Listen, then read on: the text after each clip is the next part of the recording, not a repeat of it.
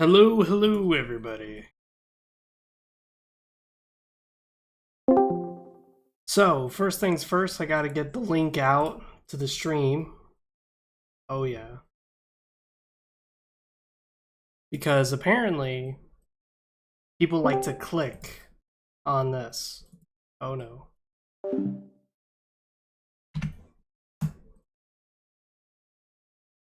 So let me just go ahead and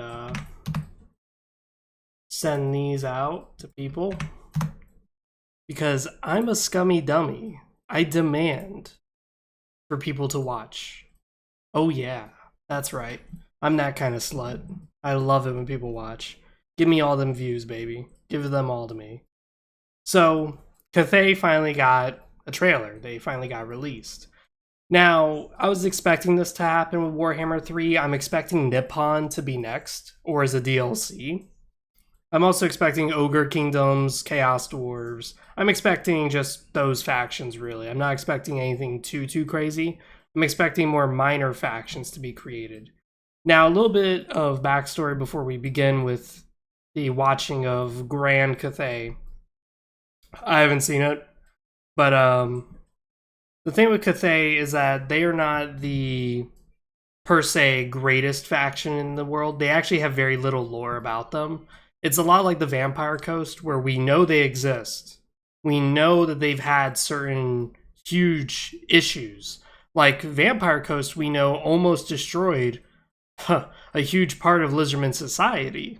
But we don't know much about their units, we don't know much about their powers.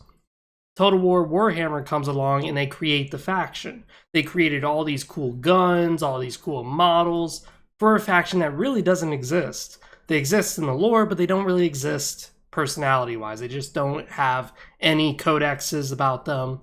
So it's pretty cool to see this. The idea that they are going to create these factions based on what little we know. I'm pretty excited. I hope you guys are excited. So let's watch this. The Dawn of Grand Cathay. I love it too in how they say grand. Now, Cathay is ruled by the Immortal Emperor, which we don't really know what he looks like. Sometimes he was called the Dragon Emperor. So maybe he's a dragon. Maybe he's just a really powerful guy who is insanely crazy with magic. But Cathay has like crazy dragons. They have the more Chinese dragon. That's what Cathay means anyways, is China. So they have those crazy like serpentine dragons rather than the big European ones that we see in with the high elves. Alright, I'm excited. I gotta stop talking.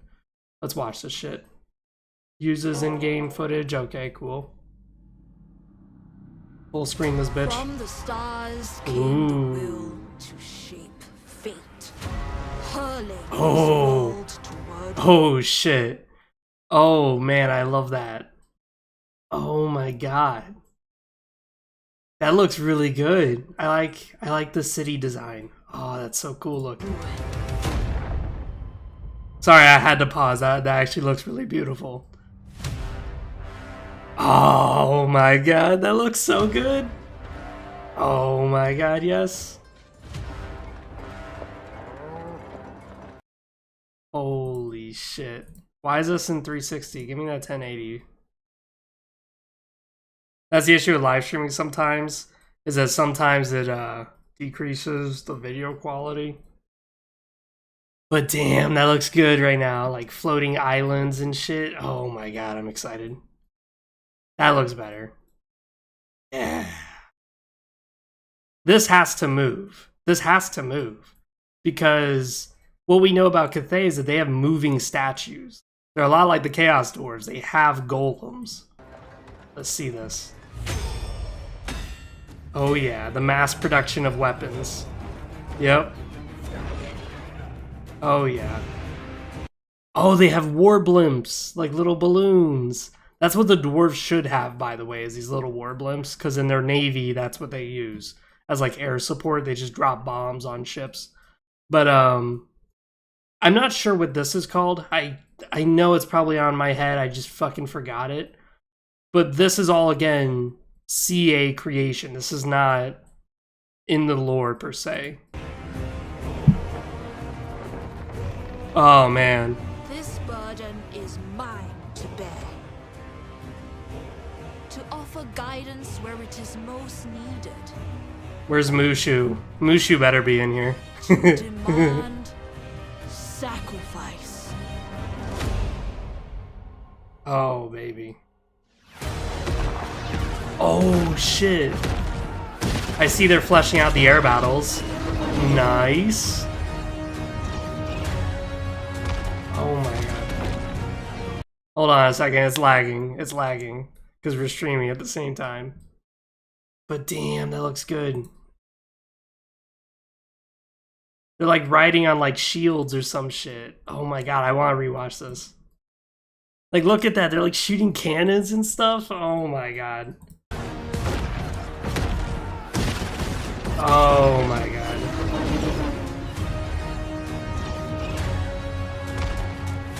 How is he staying so calm? I'd be shitting my fucking pants. Holy crap. Oh, yeah, demons. So Zarkan can fly now, baby. Yes! Boom. There's a lot of women in Cathay, Jesus Christ.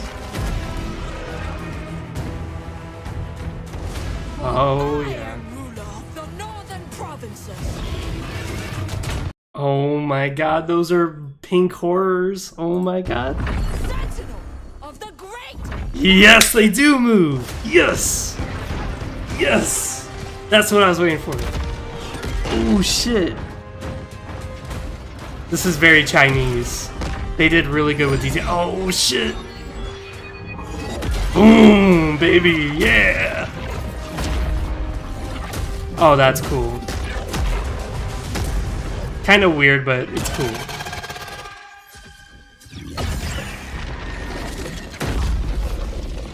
Woo. Supreme matriarch of Nangao. I want to rewatch that. So this right here is like a pink horror. That's what this is. Or blue, or whatever you want to call it. Sentinel. God, I love that. Bastion. God, that looks so good. A very missile-focused faction.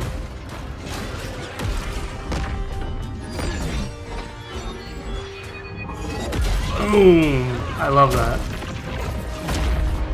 This animation here of like the metal rods flying up into people, it looks kind of janky. It looks kind of weird. Like, see, that doesn't wow me with power, like, boom, like other mages. It's just kind of like, it creeps up and then everyone just blows the fuck away. It doesn't wow me. So I don't know why they were showing this, because this doesn't, like, scream wowie. This is really cool.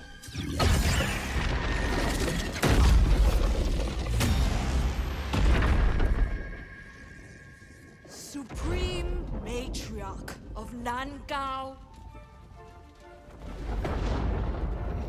Oh boy.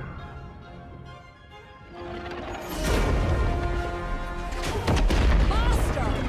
Oh shit. Wins. She's going in Thor style, baby. Thor Ragnarok time. Of the Dragon Emperor. Dragon Emperor, yep. Oh shit. I want to rewind this so many times. So wait, let's look. So this right here. This right here is a break in the warp. You could tell a little bit. Let's see if we could get a better shot of that later.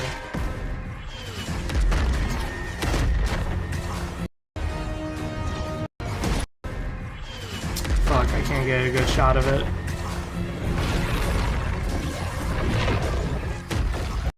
Oh, wait, no, I just fucked it up. That right there is a tear in the warp. That right there is how you can tell when Tzeentch is nearby, because he'll usually have these maelstroms of magic just breaking through the world and just flowing around the world. I like this a lot because this is actually a good detail in the lore. This is also really good in one video game, Man of War Corsair, where you'll just see these lights flying over the ocean, and if you get close to it, you'll see Tzeentch ships coming out. I like that a lot. That's a good attention to detail. But seems like they're adding a lot of air units in the game. I'm not too sure how I feel about that, because air combat was always kind of weird and iffy.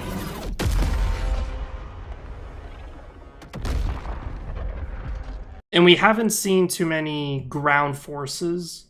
Instead, we keep seeing a lot of missiles and a lot of artillery, which I'm not against. But what we know of Cathay is very little. And what we do know is that they have a lot of mages, a lot of dragons. They have a lot of golems. They even have chimeras, which are like these giant stone lions that come to life and swipe people away from the palace. It's really badass. But there's not much here mentioned about cannons and all these guns.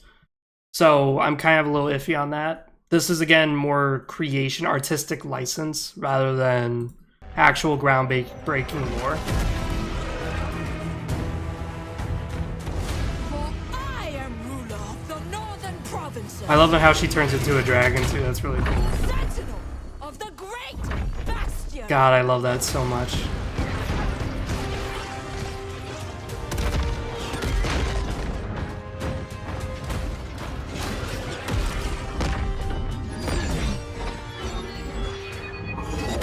Boom! God, love that. Now the dragon thing I'm not too crazy about. Daughter of the Dragon Emperor.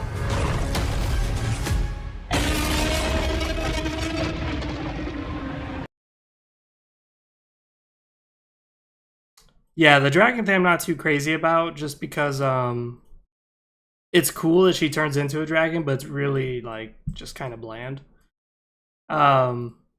Really, I was more excited about the demon here. The demon here is fucking badass. The way he just casts a spell and you just see like fucking waves of meteors just flying past him, just crashing all those damn blimps. I like that a lot. Now, I am a little concerned.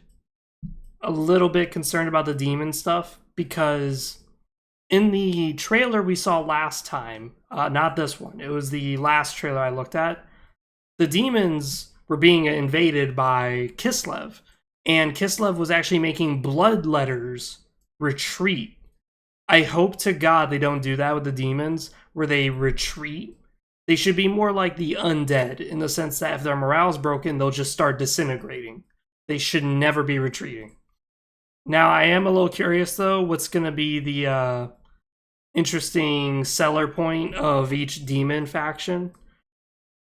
Because Tzeentch here is more about magic, and you see that. Like, he keeps casting these awesome fucking spells, and he's just wiping out, like, the first layer of defense that these guys are putting. Like, the blimps, all the air units. One spell, all these fucking fireballs just flying in, wipes out all the air defenses. Then he does another spell, and it wipes out all those golems, too.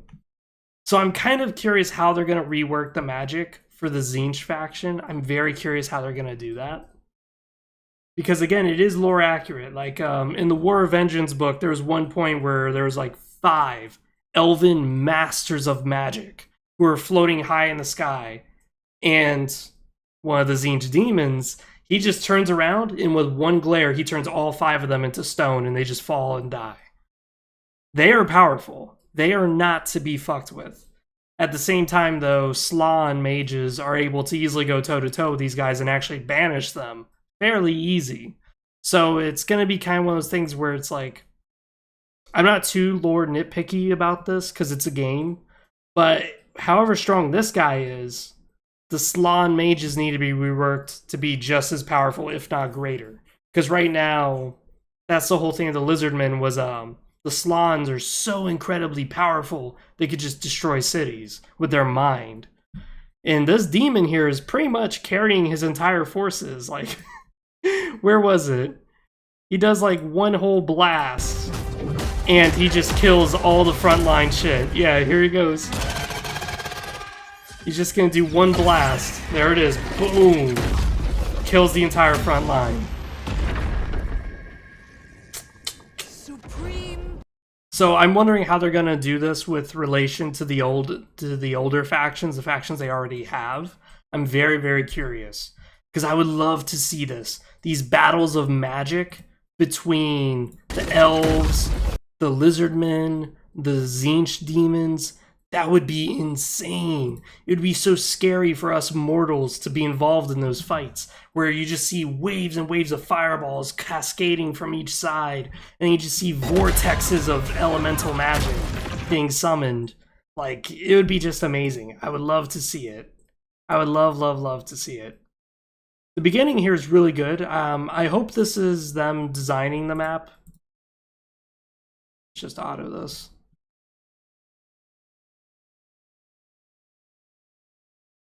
Like this. I love this a lot. I'm wondering if these towers are going to start shooting down at people. You can kind of see the walls here. It looks like they're going for maybe a different city battle mechanic. Because me and my friend Tyler were talking about this, but the Warhammer 3 game needs an adjustment. But not in the factions and the balancing. No, it needs an adjustment in difficulty. Because right now what it needs is not new city maps, not new factions. What it really, really needs, Warhammer 3, to make it an amazing game, is an improvement in the AI. Make it where the AI actually uses certain tactics. Oh my god. I just now realized it was an amazing ox that was fucking carrying the cannon. But that's what I would love to see, is an improvement in the AI. Like, when it comes to siege battles, I would love to see more of this, where your skirmishing forces are outside the city walls, skirmishing, holding the line, being a nuisance to the enemy before the enemy comes into your walls. This is what we're looking for in Warhammer 3. This is what would make it a 10 out of 10 if they improve the AI, where the higher difficulty is, the more complicated their tactics get. I don't want to see just blatant cheating where the AI is just like, oh, you increase the difficulty to the max? Well, now I know everything about you, despite never even scouting you out. I now have just one city alone makes me 100,000 gold, so I can make massive armies despite having only one city. Also, all your units get debuffs, like as if they all had crippling Parkinson's. Meanwhile, all my fucking units are just buffed to high hell. I would hate to see this still, because that's the current way Warhammer 2 is. It's why I don't like playing on the higher difficulties. But if they did this, where your faction actually uses the units appropriately, and made it where the AI will actually sally forth and start skirmishing the shit out of your forces as you're coming to the city, that would be amazing. That would be awesome as fuck if sieges were played out in different ways, where defenders actually defend outside their walls before you come to the town. So that way city invasions require what you're seeing here. Endless horde of demons, an endless horde of cannon fire, endless horde of whatever to break into the city. That would be awesome as fuck. Oh my god, I love this shot here. Where there it is. You just see all these like fucking fireballs just raining down on the city, and you just see demons coming in this massive horde. This is what I would like to see. I would love to see, oh my god, and you just see the ring of fire around the city. I love it. Now, I like this trailer a lot too because they're not emphasizing the large units. Like, notice when they're showing the Tzeentch demon army here, they're showing just the ground forces, the pink horrors. They're not showing those massive fucking warp spawn, chaos spawn that we saw marching with them. They're not showing these gargantuan demons next to it. They're just showing the little guys. And this was the critique I had of the Kislev video, was it kept showing the ice bear. They kept showing the giant greater demon of Khorne. And it's like, realistically, in Warhammer 3, when you play the game, if you see a big fucking unit like that, what are you going to do? Are you going to charge out with your big unit and have the two fight? No. Are you shitting me? If you're a real gamer, what you're going to do when you see these big fuck off units is you're just going to blast them with cannon fire. I did like the golems though, because you can tell that they're not so overpowered, because they still need backup with the main ground forces, and they're very fluid, very mobile. They look lifelike. So that's why I'm giving them a pass, is because they're not just this giant bear where they just march into the camera and then the camera stops, like as if the whole battlefield is just not relevant, and just zooms in on the bear like, whoa, that's a bear. Like, no. Even though the golems are in the shot, you still see all the army, because in the end, it's just a tiny piece of your army. This big motherfucker is just a tiny fraction of your army. They're really not that powerful. You even see it too, where the Tzeentch Demon casts one spell and all the motherfuckers die, which is very Warhammer-esque. That is exactly what I'm looking for. Now, as I said, as far as like Cathay goes, like the lore behind it, not a whole lot of this is really in there, but that's fine. That's totally fine. We said it before at the beginning of this reaction that Vampire Coast was the exact same. There was next to nothing about the Vampire Coast, yet they came out stunningly perfect. They came out amazing. I love the Vampire Coast. So, I'm pretty excited. Let's look at this blog here. An introduction to Grand Cathay. Grand Cathay is the largest nation in the Warhammer world, far beyond the mountains to the east, past the lands of the dwarves, the snowfields of Kislev, and even beyond the Ogre Kingdoms lies an incredibly ancient and powerful land. Overseen by the Celestial Dragon Emperor and his wife, the Moon Empress, and ruled by their children. It is a mysterious land of incredible military might. Massive terracotta statues come to life to defend the great bastion against the floods of chaos that come to Grand Cathay's doors. Dragon-blooded sorcerers wield the magic lores of yin and yang in harmony to blast the enemies from the battlefield. Powerful artillery and well-drilled troops numbering in the thousands slay any enemy that dare takes one step too many. Ooh. I have an issue with this part. Largest nation in Warhammer world. That's supposed to be the Empire. That's why the Empire is like a superpower in the lore. Is that anything the Empire sets its mind to, it could destroy. But people didn't like my reaction of the Kislev shit, because they said, oh, you know, they're reworking the lore. That's why GW is working with CA, is because they're reworking a lot of this lore. Okay, if that's the case, then GW's got to do a lot of stories then. They have to go back to Warhammer now and just do a shit ton of Grand Cathay lore. Just a shit ton of Grand Cathay. I do not want to see anything come out of Games Workshop unless it's Grand Cathay. Because if they're really this big and they're really this powerful, why the fuck do we talk about the Empire all the time? Why do we talk about Bretonnia? Why do we talk about the High Elves? Why do we talk about the Dark Elves? Why do we talk about the Lizardmen? It's because those factions are actually large. They're way bigger, way more important. This faction, I'm more on the fence about. I'm like, they may be large as in like landscape, they may have a lot of land, but nation-wise, like their power scale, probably fucking abysmal. This is why they're not really that much of a fan for me. I'm not much of a fan for them. They're cool. I like the idea behind them. Lightning wizards and shit like that. Ooh, fucking yin and yang. I love it. But when you say shit like this, when you say grand statements like this, you need to back it up. You need to back it up. Who y'all just came up with this? Oh boy. Oh, whoa, y'all just came up with this. Well, not quite. Grand Cathay was first mentioned in 2nd edition. Yeah, 2nd edition. Warhammer Fantasy, baby. Oof, oof. That's my niche. That's my lore shit right there. Making sporadic background appearances throughout its history. Exactly. Yes. Yes. Games Workshop have created and reimagined all of those fleeting references into a full army, and we've put that army along with their empire into Warhammer 3. This includes their own characters, units, magic, history, and much more. Much like Kislev, it's been an exciting and collaborative process with Games Workshop, and they will have several bits of news and information on their community site too. Great. Who are Grand Cathay's legendary lord? The playable legendary lords are Zhao Ming, the Iron Dragon, ruler of the Western Provinces, and Lord Shang Yang and Mao Ying, the Storm Dragon, ruler of the Northern Provinces and commander of the Grey Bastion. Mao Ying is featured in the trailer above, while you'll get your first glimpse of Zhao Ming next week.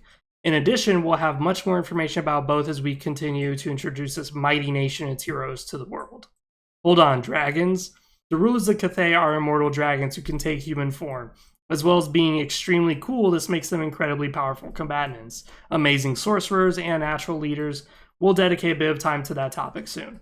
Okay, so that's a bit of a lore retcon. It used to be the Immortal Emperor, also known as the Dragon Emperor. It wasn't clear if he was a dragon or if he was just a human, because the lore was very iffy. They even say here that the lore is very sporadic. It was just in the background. It never really made it into its own book. It never really made it into a huge event. It never really made a codex. Here they're saying, this is a lore tidbit, that the dragons are the emperor and his children and his wife. All the rulers are dragons. That's interesting, because they're the only dragons who seem to be able to shift into humans, which is pretty cool. That's pretty interesting. Alright, what about the Celestial Dragon Emperor and his wife, the Moon Empress? Yes, the Dragon Emperor still rules over Grand Cathay, spends his time in the Celestial City above Wei Jin, contemplating the destiny of the Empire with his wife, an equally revered Moon Empress. They are the true power couple of the Warhammer world, older than most of the gods, for they existed when the planet was colder, before even the old ones came and pulled it closer to the sun. That is true, dragons did exist in Warhammer before everyone else. Before the Lizardmen, before the High Elves, before the Dwarves, there were dragons. Before even demons, there were dragons. As they rarely leave the Celestial Court and their power level is frankly on par with most gods, we knew they were not the right candidates to be Cathay's legendary lords, in much the same way you're not actually playing and deploying Khorne or Nurgle to the battlefield. Instead, their children provide a much more interesting prospect for the game. They are still extremely powerful characters with compelling family dynamics. Spoilers, the siblings don't get on. But with all the responsibilities of ruling and protecting great swaths of Cathay. That is interesting. That is very interesting. So you're going to have a weird kind of family relation alliance with all the other provinces. So they may actually make Cathay extraordinarily large, larger than the Empire, just so they could add all these like relationships between your brothers and sisters, and you see that develops. I need a drink.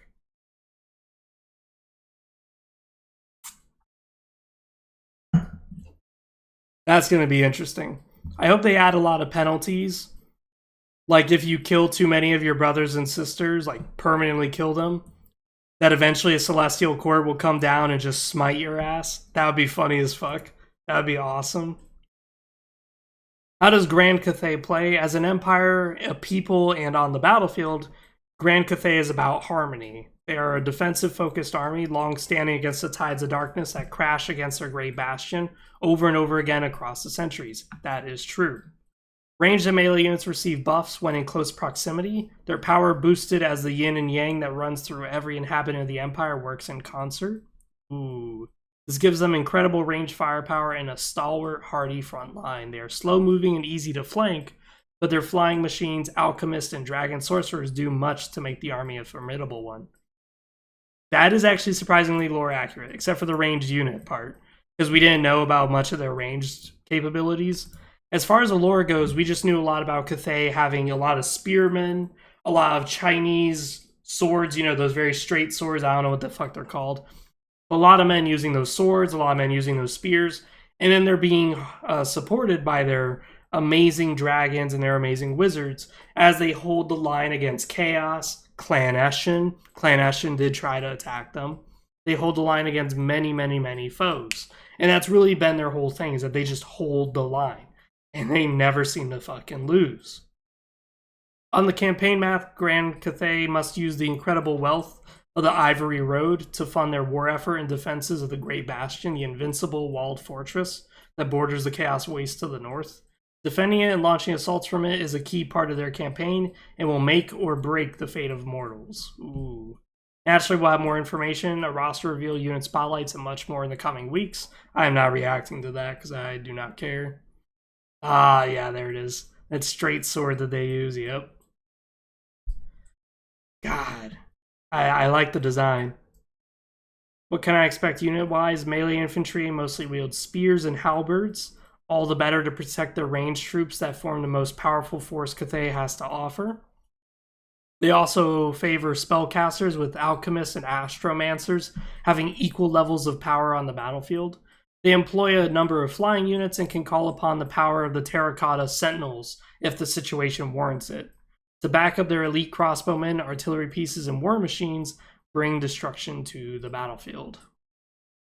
Grand Cathay is also one of the most populous nations in the old world. Formed as it is from hundreds of tribes that gathered under a celestial dragon emperor in years gone by. Thus, it has legions to call upon when in need, with the less trained forming a fragile but effective front line, wielding weapons and riding horses as required. Yes. Though they are cheaper troops, their power level can far outstrip their costs when used in proper harmony. So we're going to have the choice between having these elite spear, halberdier, swordsmen, these guys, or just some shitty peasants where they're like, let's get down to business to defeat the demons. If we don't succeed, they will fuck your daughters. Be a man. Well, that's all very exciting, but it's September and all I want to know about the future of sieges and minor settlement battles. Okay, good. So they're addressing this. That's good. Understandable, we go into details about the unique defenses, the Great Bastion that Grand Cathay take part in. Blah, blah, blah, blah, blah, blah. So they didn't really answer. They just said, we're going to go in great detail about it later. Okay. God, this is going to be awesome. Let's look at this. Warhammer Studio presents Cathay. Cathay's been in Warhammer as long as there's been Warhammer. No, not The very really, first but edition okay. of the game going back to the 1984, something like that, 83, 84, mentions Cathay in a very loose form. They literally just said it was mentioned second edition, not first. This guy's kind of off his mark, but whatever. In fact, all of the familiar nations of the Warhammer world were mentioned in only very passing sort of way in those early editions. And so when it came to actually working on Cathay with Creative Assembly, we went back to those early mentions. We picked out those little Easter eggs that had been left for us by previous generations of writers, and we expanded and extrapolated them and came up with a complete faction, a complete nation. I mean, we got together as a team. So the first thing is we sit in a room, we discuss what is Cathay. This is a new design, a new army. Where do we start? We start from the ground up. Okay, let's get a bit of history. So our rules writers will join in. We'll come up with history. We'll play with ideas. We'll also have a discussion with Creative Assembly because they have their own ideas and opinions, and we're sort of like mediating it and helping control what is right and what fits our world. Sounds like Games Workshop right there. We just want to control. Yeah, that sounds right. Warhammer Old World it's sort of on a basis on historical real armies. So our first port of call would look at ancient Chinese armies, look how they're built up, look at the designs, look at the way they're armoured, the way their units fought. And that's a good starting point as a foundation for designing an army. And from there, we'd start to put the fantastical into it. Who are the characters that you see on the tabletop? Who are the soldiers? How and why do they fight? But also the top level, the top down. What's the big history of Cathay? Who are the Dragon Emperors? Why are they dragons? We needed the look of the army to be a hierarchy of dragons that controlled this army. Yeah. We knew that the leaders and the Emperor and the Empress were both dragon forms. They were first dragons. This is not a dragon that has a rider on the back. They would never imagine that. They are the leaders, but they also can take human form to interact. See, this is all new stuff. Because the Cathay I remember was in the codexes and stuff. They made fairly little mention. They just called him the Dragon Emperor, also known as the Immortal Emperor. And that was it. Never was it mentioned that they were dragons. It never was it mentioned whether they were dragon riders, like Imric or Kalidor Dragon Tamer. They were just Dragon Emperor, the Immortal Emperor. That was it. There was no mention of, oh, these human dragon emperors. No. So this is where, again, they are getting a little wish-washy with what they're saying versus what's actually true. Interact with their own people. And so we wanted the hierarchy to be a dragon-ruled cities. From there, we sort of worked and said, okay, you would have a similar to an empire where you'd have militia and peasant factors. You want that in there as well to give you a feel of the human level. It feels like this army is going to have a bit of everything. It feels like it's going to have some great magic. It's going to have serried ranks of disciplined warriors. Wait, where's this video from? I want to see this. It's going to have war machines, it's going to have magicians, it's going to have flying things and cavalry. The secret to this army is in the way all of these disparate unit types work together. But the overall theme is disciplined ranks of very skilled soldiers, high magic, all of that sort of thing is there. But the way they balance off against each other is key. Using them together in a balanced way is key. So this is exciting.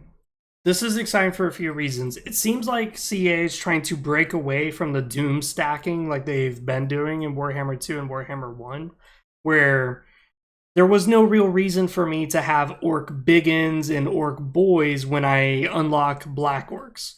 Just go straight black orcs. There's no reason for me to go back. Now what they're trying to go for, at least with Kislev and with Grand Cathay, is that they're trying to make it where their armies are not good singularly. Which is what I like. I like that. I always liked big battles with varying units, seeing each of them put into play. I like seeing that. I like playing that way. That's my favorite strategy game. That's why I like Dawn of War 1. Because if you were fighting, doing your thing, all of a sudden a guy comes in with a Predator tank and you don't have an anti-tank unit, you're just going to have to beat the shit out of this tank until it finally dies, or it's just going to kill your whole army. It was cool doing that. It was really cool because you couldn't just make a Predator Doom stack, because then I could just make an anti-tank Doom stack and then you're done. So it was really cool to see this. I really hope that that's what they're going for and they actually do a good job of it, is establishing where Kislev has the differences between the Cossacks and the regular people, and you just see the two mixing and forming these very well-balanced, very powerful armies. And then you got Cathay, where it's much the same, where they're having the highly trained, expert halberdiers, expert mortar crew, expert ranged guys. And then you got the militia dudes, who are just peasants who are given very basic training. They have very basic weapons and armor at their disposal, but despite being so basic, they're able to shine and do their role perfectly, which is that they can hold the line, they can do whatever. That's what I'm hoping this Cathay is going to be. That's what I'm hoping Kislev will be. That's why I hope they start to do with the other Warhammer nations when they go back to them. Like, they make it where Black Orcs are amazing, yes, but they're so incredibly vulnerable that you would need Orc boys and biggins to still go alongside them. I hope that that's what they're doing with Warhammer 3, where again, they're just reworking the way the battles play out, where the battles aren't necessarily about how good is your unit, now just copy that unit 20 times into your army and you're good. No, instead they're reworking it to where if your army is just a big ass doom stack of just mole rats or some bullshit, and the enemy army is versatile, sure, you may massacre one part of his army, like the front line, because your monster's just going to shred it. But what about skirmishers? What about his air units? What are you going to do about that? And then you just see them pulverize the shit out of your 20 Doomstack army. I hope that's what they do. I hope that's what they change the AI. Because as I said, there's nothing about their graphics that they need to change. There's nothing about their design that they need to change. They just need to change the AI. That's it. They don't need to go all crazy, beautiful graphics, stunning visuals. They don't really need to do that. That honestly doesn't make a good video game. I never heard someone go, wow, that Call of Duty was shit, until they bumped up the graphics. No one's ever fucking said that. No one's ever said, wow, dude, the way the sun shines in through the canopy, that's great, even though, you know, my head keeps sliding through a fucking tree bark. That looks great. This game's 10 out of 10. No. What they need to focus on is the way the armies work and the way that that the AI works. Because I'm tired of cheating AI. I'm tired of just having AI that's brain dead stupid, but they're only beating me because they cheat. I'm tired of seeing armies that are just doom stacks where it's like, oh, 20 out of 20 Sisters of Avalorn, and there's nothing you can do about it, as they just shred your army to pieces. Like, they need to change this. I really do love these. Oh my god. I really love this scene because it's showing how the armies that you're going to be creating are going to need to be multi-leveled. Now, I'm curious what this is going to do to some factions that don't have these levels. Like, are dwarves going to get these blimps? Because they're supposed to. They're supposed to have these blimps. Are they going to get their own blimps? And also, what does this do for certain factions that don't have all of this? They don't have versatility. Like, the vampire counts, their army sucks. But they have incredibly powerful magic. They have incredibly powerful lords. So I'm curious what this does to other factions where they're not able to compete with you on these levels. Where it's like, oh, I'm fighting you in air. I'm fighting you in the skirmishing. I'm fighting you in the front line. I'm fighting you with artillery. Like, I'm fighting with you with all these army compositions. Now, what about these other factions that don't have these army compositions? How are they going to compete? I'm very curious and very excited for it. Now, of course, I'm a little skeptic. I'm a little pessimistic. And I know, you know, CA is just probably trying to make a buck. So they might not actually change much. And it may just be Warhammer 2 just with new factions. It may just come out just like that. Which will be disappointing as fuck. But that's the most realistic outcome. God damn, dude. I'm so excited for that. Oh, man. Now, I wonder if Clan Eshin's going to have certain issues with these factions. Like, what can Clan Eshin do about this? Because, again, there's some things that I want in the Skaven roster, and one of the things I want in the Skaven roster is Vermin Lords. The Vermin Lords would be interesting because they cause fear to their own allies. Literally, the whole point of Vermin Lords in the codexes and stuff is that they actually terrify their own allies because Skaven are scared shitless of their own demons because they're like masters of trickery, masters of fear and dread. They're disgustingly powerful. That's the whole point of Vermin Lords. So I'm wondering if the Skaven are going to get that. I'm also wondering about the Chaos Dwarves because the Chaos Dwarves are going to be extremely powerful, I think. I think they're going to be powerful. Now, the only thing with them, though, is that much like the Ogre Kingdoms, they don't have a lot of, like, cities. They live up in the mountains. So I'm curious if the Chaos Dwarves are going to have certain aspects of taking over Cathay cities, where they can't take over Cathay cities and actually occupy them like cities, but instead just establish them as, like, little outposts, kind of Wood Elf style, where they just make them slave camps and that's it. Because they did say in here that Cathay is like extremely populated, extremely well endowed with people. So if they have a lot of people, I'm thinking Dark Elves and Chaos Dwarves are going to enslave the shit out of Cathay. Like now if I play Dark Elves, I'm going to go to Cathay. Fuck whatever's going on in Ulthuan. Fuck whatever's going down in Lustria. I'm going to Cathay where all the slaves are at. I'm very curious how this is going to affect everything. But besides that, this has been Free 700. I'm excited for it. I think it's going to be very interesting. But I'm a little skeptical about what the future holds for Warhammer 3. Because if they don't change anything about the AI, if they don't change the way siege battles work, and if they don't make it where certain cities have unique city maps, then I just think Warhammer 3 is just kind of not worth $60. It'd probably be worth more like $40. With all the DLCs it's probably going to have in the future, I think $40 would be a fair price. Because you're not changing anything, you're just giving us more factions that have their own mechanics. What makes that game different than a just DLC? Like Warhammer 2 is massively different from Warhammer 1. Massively. So Warhammer 3, I'm expecting it to be massively different. I don't just want it to be the exact same, just new factions. Besides that, I hope you guys enjoyed. I hope you guys learned a thing or two about Cathay. I'm like stuttering now because my mouth's so fucking dry.